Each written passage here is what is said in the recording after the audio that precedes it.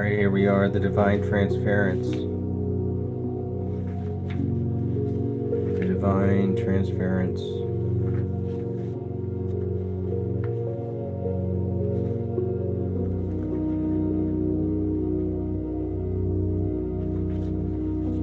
The theology of touch on contact as creation, the flesh of the world and the haptic God. In the beginning was not the Word, but the touch. The universe began when nothing brushed against itself. Touch is the first theology, the proof that separation is only the prelude to union. The Big Bang was not an explosion, but an embrace that never stopped expanding. To touch is to know the world without distance. The world is not a collection of things, but a fabric of contact. Every surface is a conversion, every skin an interface of divine reciprocity.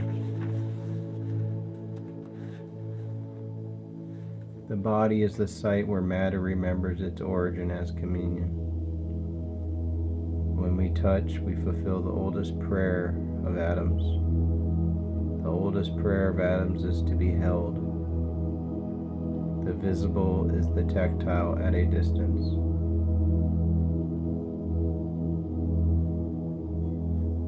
To touch is always to be touched. The hand cannot caress without becoming caressed. The lover's hand is a theorem of metaphysics. The self is never alone in its gestures. Subject and object dissolve. It dissolves in the intimacy of contact. Ontology becomes mutual sensation. The wound and the kiss are the same portal, openings through which otherness enters being. God feels us feeling Him.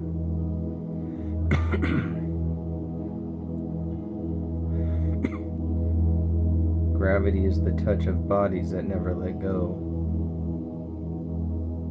Light is the brush of matter on the void, photons grazing the invisible. Quantum entanglement is touch beyond distance. The trembling of one particle felt instantly by another. The cosmos is a field of erotic continuity. Energy has endless caress. Every law of nature is an ethics of intimacy.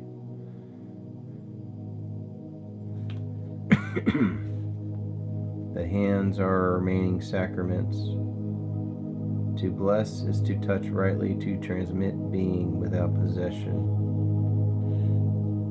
The artist's hand continues creation. Clay, pigment, keyboard, lover, each extension of the same divine impulse. The true opposite of violence is not peace, but gentleness. Touch is resurrection enacted in skin. We live now in the age of untouching. Our eyes do the work our hands once knew. Yet every screen longs to be a body, every click is a ghost of contact.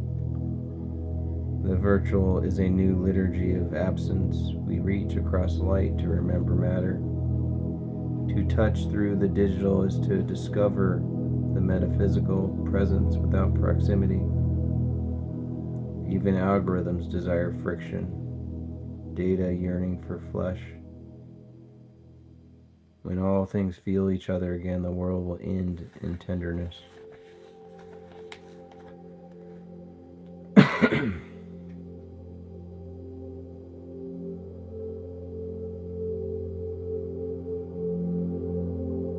Yeah, I'm so embarrassed right now. I'm so embarrassed to be reading this in front of you guys right now. At least like it, thumb up or something, or do something, share it, subscribe. The apocalypse of touch is not destruction, but total empathy. the universal restoration of sensation. Heaven will be tactile, the breath of wind on the resurrected body, the grass remembering your feet, the communion of saints and the return of the cosmic body to itself. One pulse, infinite nerves. The final revelation will not be seen, but felt. So perish whoever else shall leap over.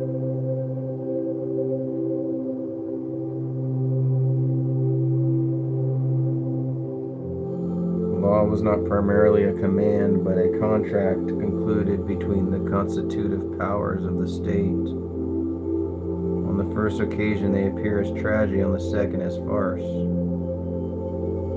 The city begins with a wall and with the brother who leaps over it. Every polity is born from the death of Ramus, every law from the forbidden crossing. Rome's double consult mirrors the divided womb of the mother city. Two heads on one body quarreling over the crown. Colleague confront colleague, power doubled is power neutralized. The republic as perpetual civil war in legal dress. Coordination is strife, institutionalized liberty and peace, forever bound in fratricided embrace. Law in its origin is not command, but conversion, not fiat, but counter-fiat. The state is a contract of mutual veto, an eternal session sanctified. Your comments aren't bringing in viewers. There's always like 7, and then it goes down to 0, and then I stop reading, and then I start it back up again. In the end, the Father returns, Libertas or Pax, choose. The archetype returns, tragedy becomes farce, the twin polity reappears as the two-party system. Eternal recurrence is democratic costume. Political parties are modern rival fraternities of Ramus and Romulus. One builds and one leaps.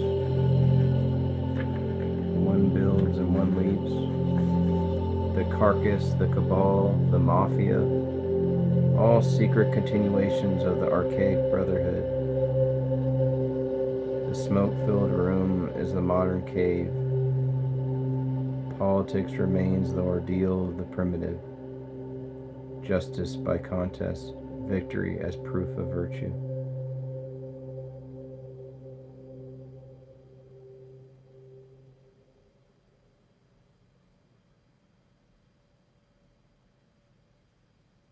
I'm very insular. I like that. Yeah, I am very, I should have someone else to blabber with. Like everything else on the internet, like another podcast of 2 people thinking they know things. Or maybe I should play video games. You guys should watch me play video games.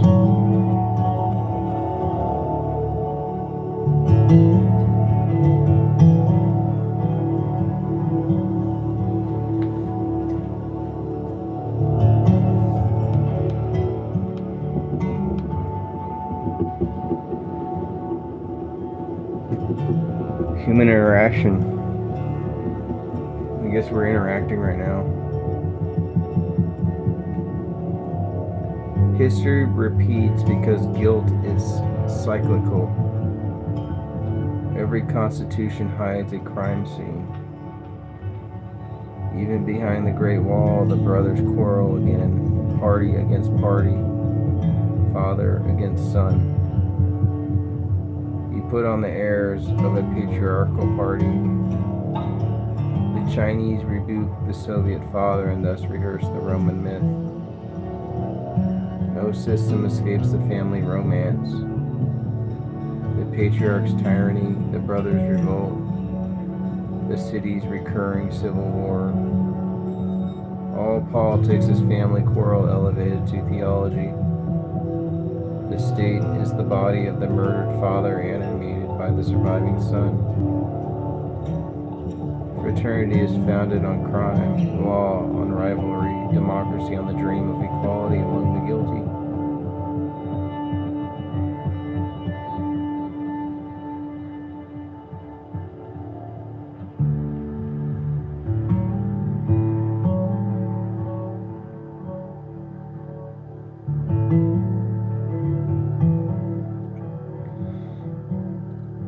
In every age, the brothers still leap the wall, and the city bleeds anew. And the city bleeds anew beneath its flag. In every age, the brothers still leap the wall, and the city bleeds anew beneath its flag. Every republic begins with the murder of a brother. The wall of the city is built not of stone, but of guilt. Liberty is founded upon fratricide remembered, a freedom brought by a corpse. The oath of office replaces the sacrificial knife. The inauguration is the purification of the blood. The republic lives by reenacting its primal scene in elections and trials and wars of principle.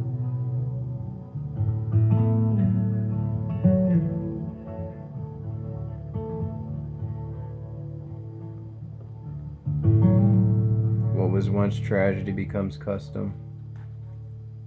Rome's double consulate, America's two-party system, Marx's tragedy and farce, each a mirror in which the same wound reappears. The principle of liberty is not unity but alternation, the right to take turns killing the father. Checks and balances are the modern euphemism for the ancient law of revenge. The ballot box is the ritual grave where the brother is buried again every 4 years.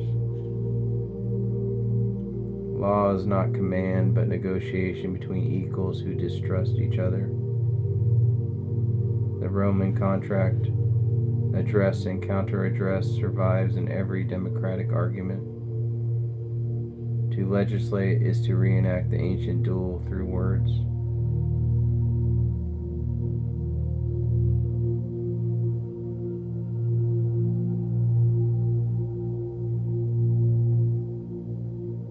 I don't know. I don't think I have an audience yet.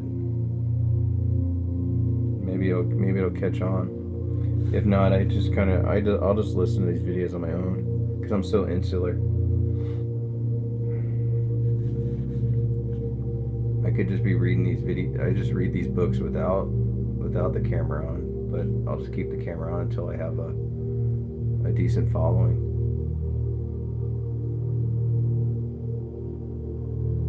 I haven't heard a single question or anything that I'm reading. It's just kind of a distraction. It'd be nice if someone. I haven't had a single person actually comment on anything that I've read. I guess it's not. I guess it's meaningless. The sovereign people are the ghost of the murdered patriarch, diffused through many mouths. In every speech of the demagogue, the Father speaks again, the tone of command returning under the mask of consent. The crowd is the Father resurrected as multitude, his body dismembered into voters, his will dispersed as policy. Democracy is not the abolition of hierarchy, but its distribution across millions of trembling egos. We, the people, is the most sublime and dangerous fiction ever uttered, a collective that always risks becoming one again. All political parties are masks of the same face, the brother who killed and the brother who was killed. Behind ideology lies genealogy. Each faction carries the Father's ghost. The handshake across the aisle is a gesture of mourning, a truce between two halves of the same crime. The smoke-filled room is the seance, the deal, the liturgy. Political ritual is how the modern world disguises its sacrifice as civility.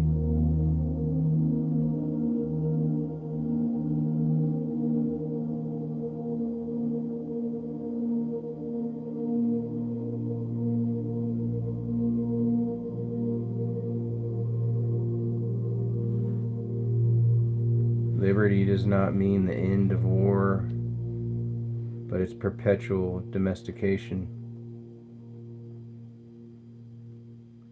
To be free is to be permitted to fight without killing, to rehearse violence symbolically. The Republic survives only by managing its own hostility, by giving the fraternal hatred a legal form. A constitution is a peace treaty among enemies who refuse to stop being brothers. Thus, liberty depends on division. Unity is its death mask. When dialogue fails, the brothers remember the ancient language, blood. Civil war is the dream of the Republic, tries to forget and thus repeats it. The father returns not as monarch but as necessity, a cry for order after exhaustion. Every Caesar is the son come back as father, every revolution matures into empire. The myth of progress is only the rhythm of the ricorso, the circle of Remus and Romulus, liberty and law, love and death. What would a republic without brothers look like? It would no longer be founded on rivalry, but on mutual recognition. Not I against you, but I through you. The new liberty would be erotic, not martial. A politics of touch, not of walls. Its laws would be the rhythms of respiration, not of retaliation.